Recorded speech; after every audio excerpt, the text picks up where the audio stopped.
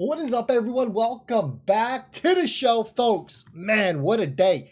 So much going on in the markets, a lot going on in the world. Tokenized assets, ETFs, XRP charts looking beautiful. Oh, so bullish. We're going to talk about all of this in this video. We're going to wrap it all up into a beautiful, bullish 10-minute segment. We're going to tell you exactly where we see XRP going, what we're looking for on Bitcoin, because we are so close to this bottom being into the reversal coming, like we've been talking about in August for quite some time. You're going to want to make sure you stick around to the end, because we got a bombshell related to XRP and Franklin Templeton. That's right. So without further ado, please sit back, relax. I hope you got yourself a nice cold drink, and welcome to the Bullwinkle Blueprint. That's right. A little extra Bullwinkle in that one. We're feeling good on this Friday afternoon, folks. If you were new around here, make sure you hit that subscribe button. If you're coming back for some more of that good info, well, make sure you hit that thumbs up. The more thumbs up we get, the better the videos do. The more YouTube pushes them out in the algorithm. The first video of the day, oh my God, did amazing. Over 10,000 views. We talked BlackRock, we talked XRP, and we talked Swell. Without further ado, let's jump into it. Bitcoin coming in at $113,270. It's currently down about 3%. Ethereum coming in about 3,500. It's down almost 6%. XRP, look, it is battling. It is holding $2.98 to $3. If you tune into this morning, Bitcoin was at 115K when XRP was 296, give or take right around that region. If you look now, Bitcoin has lost value, but XRP has gained value.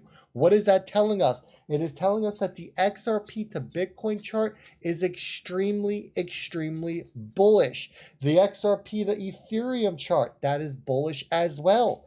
But the Bitcoin chart, it is turning bullish. We are looking for one more key level on Bitcoin. Let's just jump over to it. Here's the Bitcoin chart. This is what I am looking at. I am looking for a play around the upper support area of our last region, 110K. The region sits between 108 and 110. I do not want to break anywhere under 108. I would love nothing more to see a dip down to this region, which you see on the screen. Let me circle it for you. To this region right here. It's 108,000 to 110,000. I would love for nothing more but then to see a dip over the weekend leading into Monday's opening somewhere within this region, grabbing the liquidity, and then signaling back up that the reversal is in. And that is when Bitcoin starts to climb. 123K, your first area of interest. When 123 breaks, we start looking at 130 and 140 as the next targets on Bitcoin. This is what I'm looking to play out. When we look at the XRP to Bitcoin chart, this is getting very bullish. This is getting in a super tight range here. Right here's our range. This is where we are bouncing around. I am expecting a breakout onto this to test this upper resistant area. The charts are looking good, folks. The news, the info, everything is starting to line up. And I put this out. Look, it's that simple. Buy XRP. Put your XRP in cold storage, a Xamin, a Ledger. You should be holding your own crypto. I talked to one of my Patreon members this morning. Everyone all of a sudden is starting to get cute and fancy and using other people to hold their crypto because they throw terms on it like institutional storage. Yeah? You're a smart guy.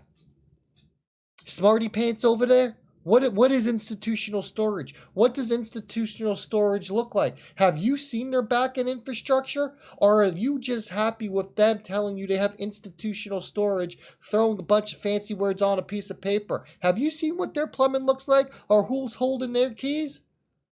No, you haven't. Get a Xamin, get a Ledger, get any hardware wallet that you want. You should be the reason that you lose your crypto. Not another company, not a third party. Don't let what happened to Link2, because a lot of people are going to lose money on Link2, folks. They're gone bankrupt. Don't let that happen to another party out there. Everything sounds fine and dandy until you wake up one morning and shit hits the fan. Then we get this. Everyone looks like the betting market is shooting up. Everyone thinks it's going to be a rate cut in September. Look, we might not even get a rate cut. At this point, and I've said this before, June was when we needed it. I don't care anymore. If we get a rate cut, I think that's the top. I think that's going to be the signal the top is in. I don't think a rate cut is going to save these markets anymore. And I think that the institutions notice as well, and they're going to use this as the top signal. So I'm not paying attention to a rate cut anymore. I don't care. Then we get this, the break in the Fed Governor Kugler. He's resigned from the Fed board. Huh. Interesting. Very interesting, actually. Perfect timing, some might say, right? I mean, it's rare for a Fed governor to step down before their term ends, especially during economic uncertainty. Think about it. It's like a top NFL quarterback leaving in the fourth quarter of the Super Bowl. You got to ask yourself, what the hell is happening behind the scenes, right? Something's going on, everyone. I think it's very clear to all of us that something is going on, and I think it's very clear to all of us that at this point, that the only reason rates haven't been cut was because Powell hates Trump. I think it's that simple. I really do. Treasury Secretary Scott Bessent, he says, we are exploring new possibilities in in decentralized computing and digital payments to unlock the potential of blockchain technology. Well, who saw that one coming? You told me it was going to be 2025, and we are in midst of a bull run, that all of a sudden we are seeing the largest economy in the world coming out, and they are super bullish on crypto. I'll tell you something, it wasn't on my bingo card. Nah, wasn't on your bingo card either, I'll tell you that much. Let me get over this smoke, put this out. XRP ETF decisions could come within 21 days as the SEC reviews its new listing framework. XRP ETFs are going to be the reason that we get to a $10 XRP. There's no doubt about it. There is no doubt about it. They're coming. ETFs are coming. Question is when. Let's get back to this. I want to talk about this because Sandy Cole, who's head of innovation at Franklin Templeton, okay, she's going to be speaking at Ripple Swell, which is in a couple of months. Let's talk about the connections here, and let's talk about how big this actually is. Because a lot of people, they look at this, they're like, oh, that's great, but they don't really dive into it, right? So Franklin Templeton, who are they? Well, let's start with the basics. They're one of the largest asset managers. They have over $1.5 trillion in assets under management. They have been super, super public about their interest in blockchain. They were one of the very first major funds to experiment with public blockchains for traditional assets. Don't forget that the U.S. government money fund, which runs on Stellar and Polygon, is from Franklin Templeton. Do not forget that Franklin Templeton has come out and they said that they will be integrating different blockchains. And yes, one of the blockchains that they have mentioned was the XRP ledger for tokenized assets. Where did we just see tokenized assets kick off? In Dubai, on top of the XRP ledger. We now see Ripple's vision is to become the backbone for tokenizing everything from money to stocks, bonds, and beyond.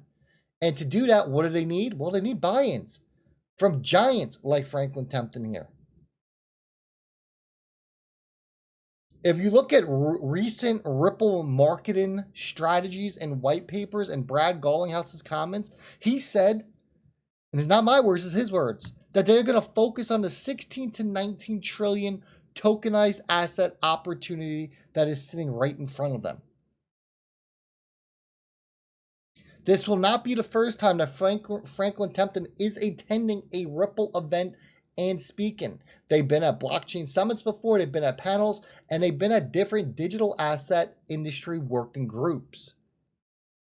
Do not forget that both of these members are partners of the Digital Dollar Project, the Blockchain Association, and the Tokenized Asset Coalition, where they both collaborate together in different pilot programs. There has also been interviews and social media comments by Franklin on digital asset leads praising the speed, efficiency, and cost effectiveness of XRP and the XRP ledger.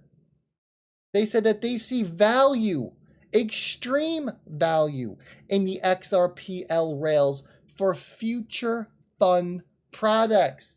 So what's the missing piece to the puzzle, folks? The ETF angle.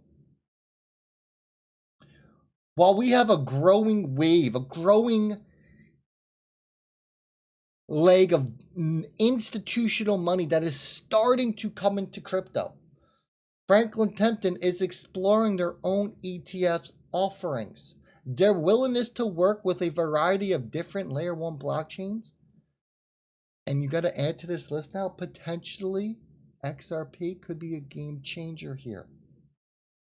So both Franklin and Ripple, they're both betting on a tokenized future where everything is going to move at the speed of the blockchain and where old money is going to meet the new rails. And as more major asset managers start to jump in, both XRP and the XRP ledger become impossible to ignore. This is the kind of connection that, once solidified, is going to send shockwaves through the entire financial sector, and it is going to cause the other giants like BlackRock, Fidelity, Citi, JP to all get on board. Pay attention to this list of speakers at Ripple Swell. There is a reason for all of this, and if you ask me, it looks like the Swell event, we are going to be getting the announcement of an XRP ETF. I'm going to leave it right there. I hope you enjoy your Friday. Enjoy your weekend. I'll catch everyone bright and early in the morning. Hit the thumbs up on the way out. I'll catch everyone in the next one.